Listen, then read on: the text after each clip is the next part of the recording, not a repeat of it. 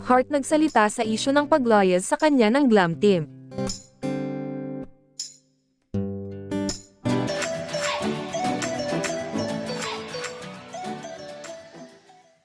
Naging hot topic sa social media ang pagre-resign ng kanyang makeup artist na si Justin Luis Soriano at ng dati niyang hairstylist na si Jack Aguilar.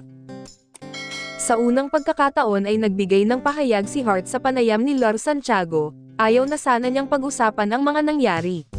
Ayaw nang palakihin pa ng kapuso actress at fashion icon na si Hart Evangelista ang kontrobersyal na issue sa pagitan niya at ng dating glam team. Marami kasi ang nagtaka kung bakit sa kapwa kapuso star na si Rian Ramos kasama ang kanyang makeup artist na si Justin Luis Soriano, at hairstylist na si Jack Aguilar. Ani Hart, mas pinipili niyang manahimik hanggang sa kusang mamatay ang kontrobersya. Wala na siyang binanggit na anumang detalye tungkol dito. Wala rin siyang sinambit na kahit anong masamang salita laban sa mga dating miyembro ng glam team, na kasakasama niya noon.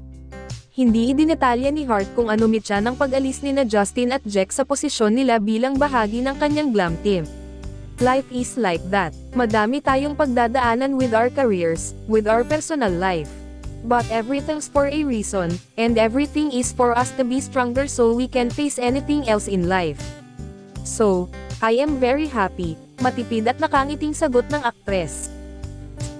Malaking bagay rin daw ang nakukuha niyang words of wisdom mula sa kanyang mister na si Senador Cheese Escudero.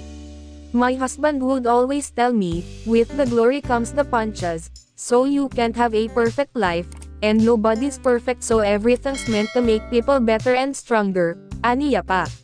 Kung matatandaan, unang napansin ng netizens na wala na kay Hart sina Justin at Jack nang makita nilang si Rian na ang inaayusan ng mga ito para sa GMA Gala 2023 na ginanap noong July 22 sa Manila Marriott Hotel.